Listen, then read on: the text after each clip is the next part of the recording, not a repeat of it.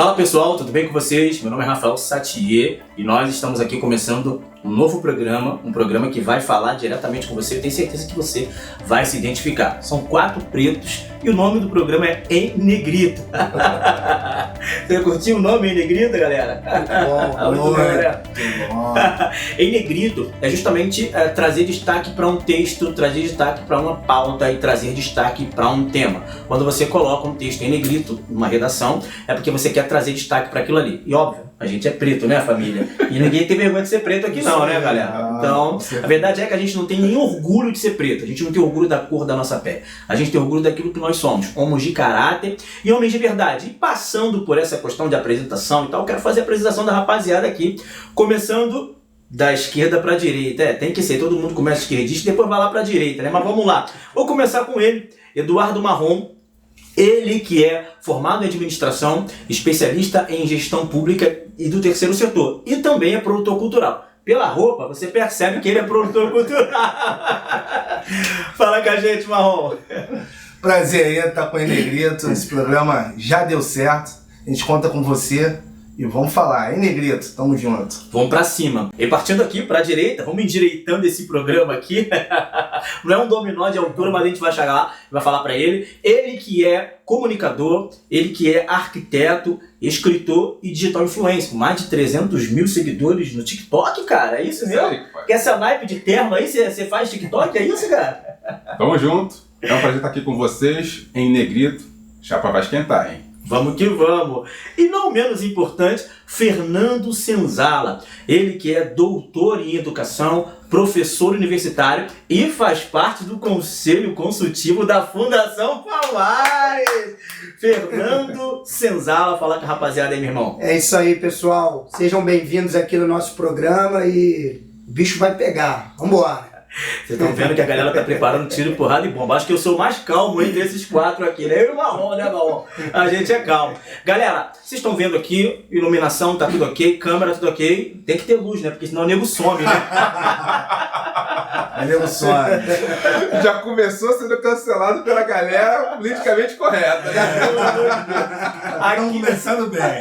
Aqui você não vai encontrar politicamente correto, aqui você não vai encontrar aquela tristeza por não ter conseguido, por causa de cor da pele. Você está vendo pessoas aqui capacitadas, formadas, estudadas, especialistas, sofreram pra caramba. Foi duro pra caramba, não foi fácil, mas a gente não carrega isso como um fardo, a gente carrega isso como vitória, porque todos nós aqui somos vitoriosos. E você também, preto, que está assistindo a gente, branco, que está assistindo, que vale a pena a gente falar também, pessoal, que existe muito branco ferrado na pista aí, né? Não existe uma unanimidade de preto pobre, não, a gente sabe que ainda existem alguns lugares a serem ocupados, mas isso não significa que o preto é desqualificado ou o branco é super qualificado. Pelo contrário, você sobe em muita periferia, em muita favela e você vê muito branco ferrado aí, né, família? Isso aí. Exatamente. E para começar o programa aí, Negrito, a gente vai começar com a primeira pauta. E é justamente essa pauta de brancos e pretos ocupando o mesmo espaço. A gente percebe que a esquerda e partidos de esquerdas e ligados à ideologia de esquerda falam muito sobre ocupação de espaço, em você dividir igualmente a quantidade de pessoas. Vou te dar um exemplo prático aqui. Por exemplo, se nós fôssemos um programa de televisão de brancos ou de uma qualquer outra empresa comum, aqui deveriam estar 2 pretos e 2 brancos, para manter a igualdade de tonalidade, a igualdade racial. A esquerda prega muito isso em diversos aspectos, né? Eles falam que os pretos têm que ocupar as universidades, que os pretos têm que ocupar os lugares em bancos, em grandes empresas, mas o PT fez uma foto, galera. E essa foto estava lá Lula e uma galera, o núcleo duro do PT e da esquerda brasileira, e não tinha nenhum preto. E eu não vou falar muito não, porque eu sou apresentador, eu vou deixar pra ele. Gerson Moreira, comenta pra gente isso aí, meu irmão. Então, esse é o Negrito desta semana. É o destaque dessa semana, esta reunião do PT, gente. A reunião da esquerda para a campanha do Lula, né? Companheiros, nós estamos aqui, companheiros. Mas não deixa os pretos entrar não, companheiro. Gente, é uma campanha para presidente do Brasil. Num país que tem mais de 50% da população, claro, quando junta aquela galera entre espadas, galera... Preto e pardo, né? Preto e pardo. De pretos. Uma campanha para uma nação onde a maioria é preta, digamos assim, que não tinha um preto sequer nessa reunião dessa campanha. Isso é uma reunião, uma campanha racista? É o que? Faço o que eu digo, mas não faço o que eu faço? Não, eu Como tava imaginando se era uma campanha pra um país como a Suíça, sei lá. Cadê o feijãozinho no meio do arroz, meu Deus do Não, o céu? problema é a hipocrisia dessa galera. Tem que ter cota, companheiro, porque temos que ter uma pluralidade aqui. Porque esse povo de olhos azuis aí da classe superior quer nós contra eles, né, companheiro? Pô, mas não tinha um preto sem sala. Senzala! Um preto. Marrom. Não tinha índio, não tinha nenhum índio também. Mulher preta, então, a maioria ainda era homem. Será que eles são misóginos? Machista. Homofóbicos. Gente, isso daí é identidade, é verdade, é a face sem máscara do PT de quando as portas fecham, quem eles realmente são, e muitas das vezes vocês aí ficam batendo palma para esses hipócritas que ficam fingindo que realmente vida de preto importa. Mas lá na diretoria, no alto escalão, eles não querem que o preto passe na porta para fazer parte dessa diretoria. Esse que é o meu negrito, meu destaque dessa semana desse programa. Exatamente, para você entender como vai conduzir aqui, como vai ser conduzido o Em Negrito. A gente vai dar destaque. O destaque de hoje é o PT, que sempre fala para colocar os pretos nos lugares, nas estruturas de poder, e quando eles fecham a porta, eles reúnem entre os brancos. Eu vou deixar agora que o Eduardo Marrom também dá o parecer dele, um comentário dele a respeito dessa verdade. Isso não foi uma gafe, vale a pena a gente entender que isso não foi uma gafe do PT, não foi um esquecimento do Lula. Não, isso é o que eles são de fato quando as portas se fecham.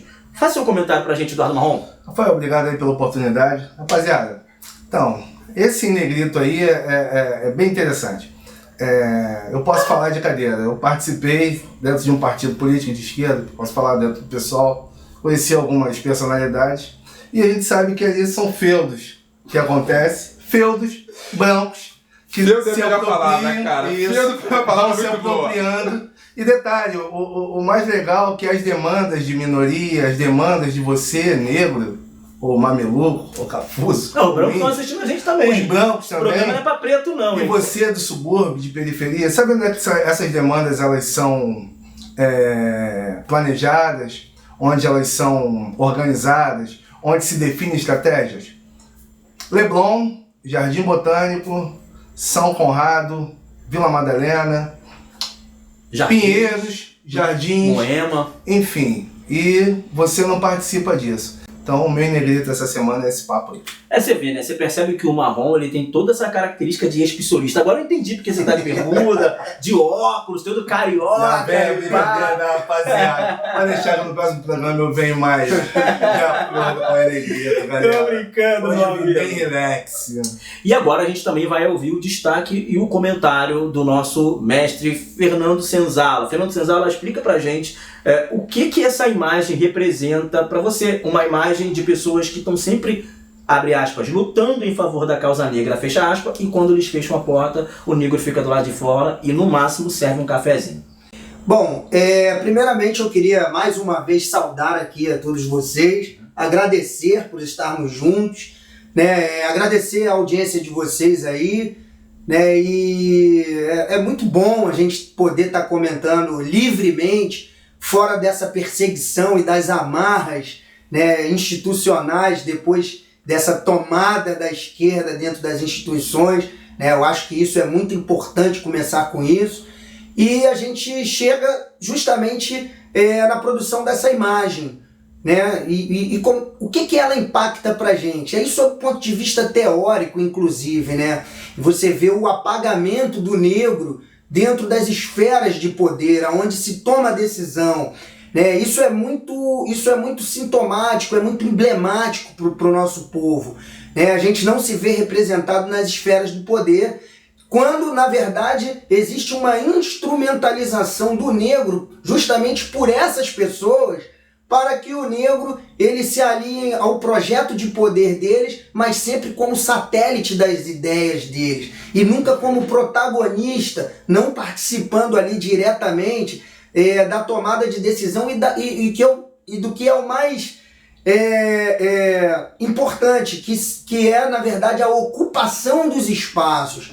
Então, isso, na verdade, já sinaliza pra gente como que será um governo do PT, né? Um governo petista hoje no Brasil, a esquerda no comando, ela sempre vai secundarizar o papel do negro na nossa sociedade, né? E a reserva de vagas, na verdade as cotas, elas são cotas eternas para brancos, né? É uma inversão da coisa, a utilização apenas da imagem do negro como um slogan, como uma propaganda de governo da onde se faz uma instrumentalização do povo.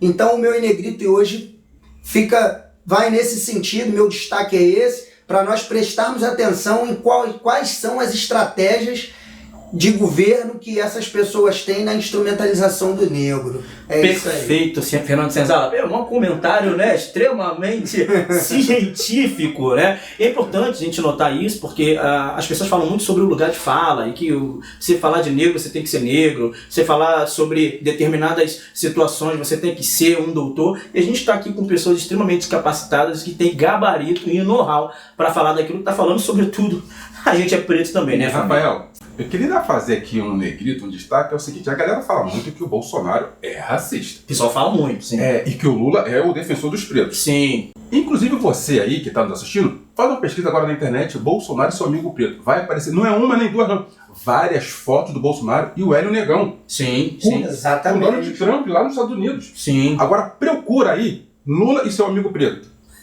Não, gente, eu nunca fiz essa pesquisa. Eu fiz a pesquisa. Eu também não. Não tem. Só aparece o Lula com preto quando ele quer explorar a imagem dos pretos.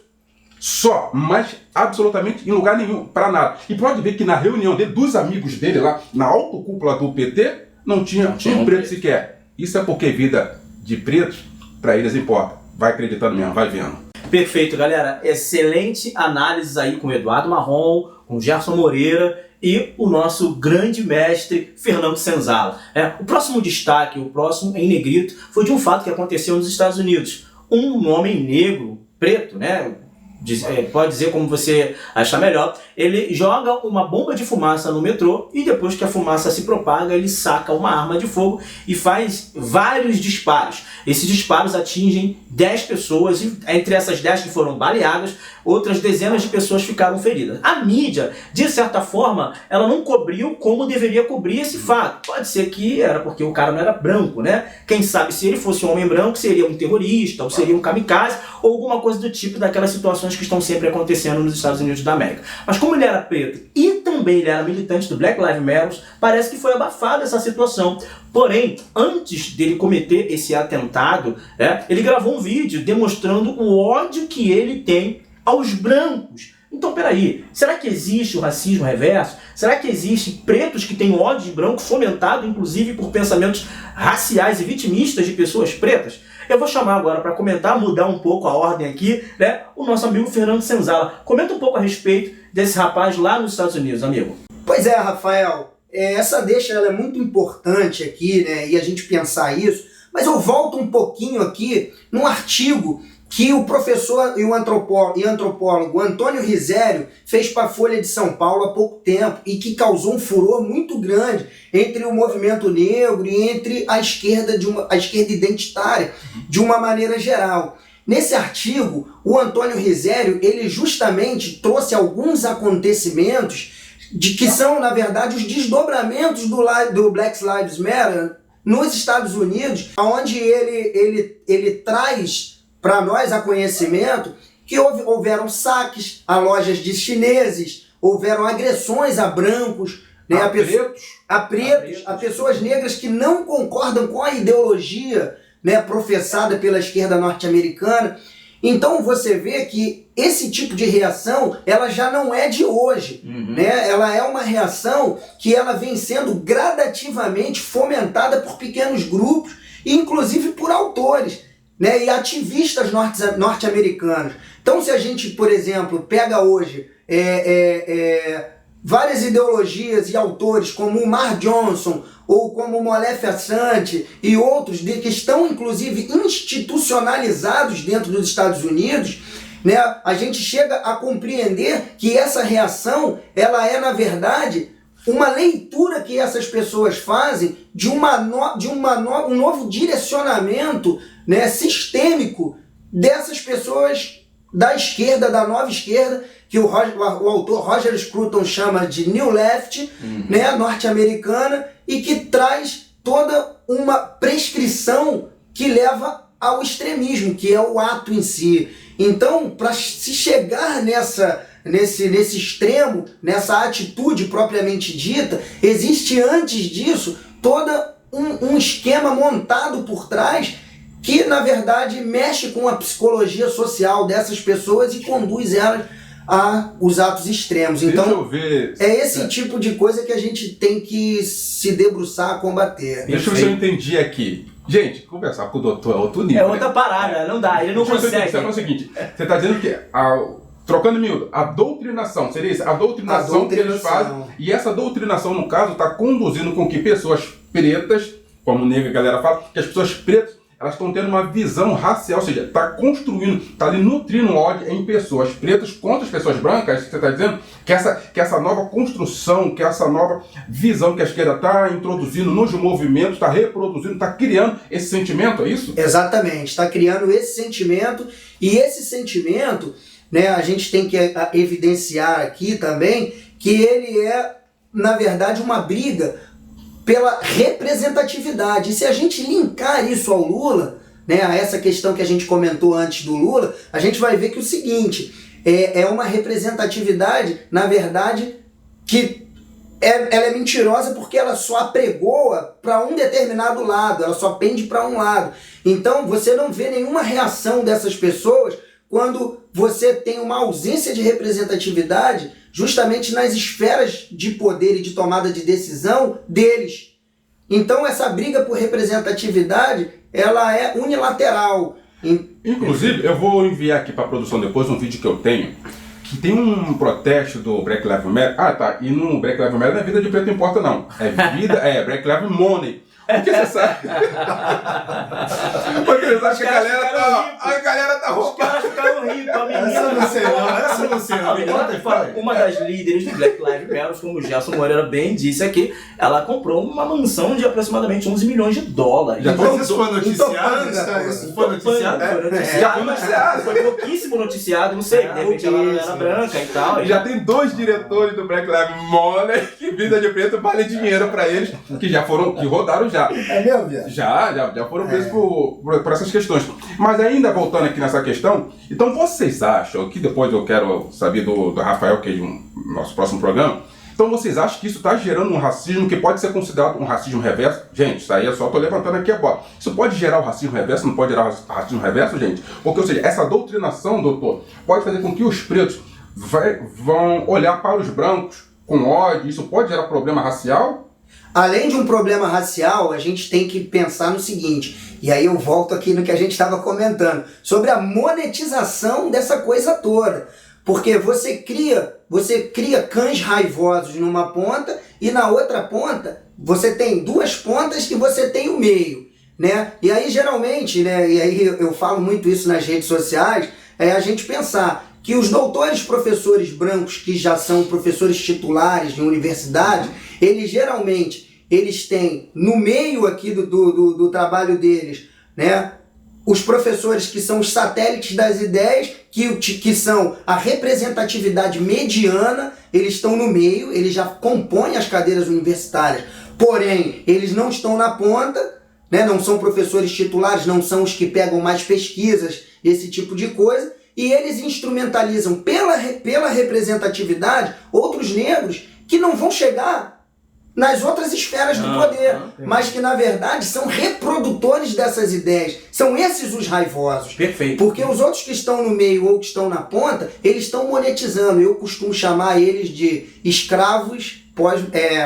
senhores escravagistas de uma escravidão pós-moderna. Meu Deus. Parece que a gente tem muitas características que aconteceram no século passado se repetindo aqui, né? Me parece que os navios negreiros são dirigidos por outras pessoas. Mas isso é uma pauta para um próximo programa. E para a gente finalizar esse Negrito, eu quero ouvir um comentário a respeito desse Negrito, desse destaque, desse rapaz lá dos Estados Unidos, que inclusive também era um militante do Black Lives Matter, que fez um ataque terrorista a uma estação de metrô nos Estados Unidos. Fala com a gente, Marrom. Então, Rafael, Eu não vou ter a envergadura academicista do nosso amigo Fernando. E quem tem? Aqui? Então, pelo menos eu tenho a certeza que o seu comentário vai ser em menos de 1 minuto, porque ele tem que falar um livro, né? Ele tem que fazer um podcast para comentar. Ele fala e eu vou aqui no dicionário junto, acompanhando, mano. Até porque hoje eu vi que a indumentária é condizente com um pouquinho da palavra. Então, cara, eu tenho que, quando a gente consegue visualizar o que aconteceu lá nos Estados Unidos, indubitavelmente eu tenho que fazer a comparação com o Brasil, o lugar onde a gente vive. Quando a gente remete aos Estados Unidos, eu gosto de sempre, quando a gente fala de negros, Estados Unidos, eu sempre gosto de verificar e de olhar, de entender a questão da busca dos direitos civis, que foi legítimo, do soul negro, do R&B negro. Então eu sou um cara muito mais, pelo menos nessa pauta, pacificador. E de alguma forma a gente vê que quando a gente olha esse ataque acontecendo, a gente vê que existe um outro lado muito sombrio, não em negrito, mas muito sombrio do que está acontecendo, E isso tem sido, a gente sabe que isso aí tem sido orquestrado por um sistema que aos poucos você vai ficar sabendo, mas é um sistema que a gente não concorda. A gente está aqui justamente para tentar, de alguma forma, te ajudar a entender sobre essas pautas, mas em relação ao Brasil, a comparação que a gente está fazendo, a mídia foi muito, como a gente pode dizer, diminuta em relação a essa questão. Ao Frank James. Ao Frank James, de maneira propositiva, a gente sabe, né? A gente não quer isso pro nosso país. Quando a gente está aqui junto, você está vendo aqui, tom de pele, cada um pouquinho no seu tom, mas a gente está aqui justamente para pacificar e para propor algo de muito bom para a sociedade brasileira. Exatamente por essa situação da própria imprensa que diminui esses casos, que ela não valoriza de maneira proposital esses casos de racismo ou de ataques de pessoas pretas a pessoas brancas ou de pessoas pretas a próprias pessoas pretas, que o negrito existe. O negrito está aqui para contrapor, o negrito está aqui para trazer luz a essas situações e começar a falar por nós. Rafael, nós temos autonomia para falar por nós. Pode falar, Gerson. E eu queria só fazer aqui na verdade, aquele trocadilho básico do seguinte: tem uma frase da esquerda que fala o seguinte: fogo no racista. Só para voltar aqui, que essa questão do racismo reverso e etc e tal, que se isso for crescente, isso pode realmente gerar um conflito racial. Sim. Mas eu queria fazer uma provocação. Aquela reunião do Lula que não tinha nenhum preto, seria uma reunião racista? Tecnicamente, sim. Gente, prepara um álcool, caiu uma gasolina. Fazer uma visitinha, galera! Será que não tem nenhum áudio vazado no que? Lula! Cara, o Marrom é pacificador, Jéssica taca fogo em todo mundo. Beleza, pessoal? É exatamente isso. Essas e outras cocitas que vocês vão assistir semanalmente no Em Negrito. E nós vamos dar destaque a coisas que você não costuma ver na mídia, sobretudo no que diz respeito à pele preta. Eu sou o Rafael Satier, meu amigo Marrom, Gerson e Fernando Senzala compondo essa mesa aqui. Grande abraço, Deus abençoe, tchau, tchau! A dica de leitura de hoje, pessoal, fica concentrada aqui no Thomas Sowell, um autor negro norte-americano conservador e liberal, vivo ainda, com 91 anos de idade, um grande intelectual mundial. Vale muito a pena a leitura. Fica a dica aí. Valeu!